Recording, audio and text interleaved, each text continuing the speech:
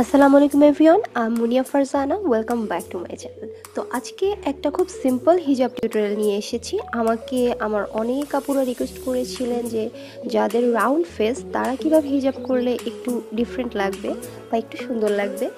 তো আমি আজকে তাদের জন্যই হিজাব টিউটোরিয়ালটা দেখিয়েছি। এটা অনেকের কাছে মনে হতে পারে এটা অনেক বেশি সিম্পল একটা টিউটোরিয়াল, বাট এখানে আমি জাস্ট দেখানোর চেষ্টা করেছি যে কী ট্রিক্সগুলো ফলো করলে বা ঠিক কীভাবে লেয়ারগুলো দিলে বা কোন সাইড থেকে লেয়ারগুলো দিলে আপনাদের যাদের রাউন্ড ফেস তাদের দেখতে একটু বেশি সুন্দর লাগবে।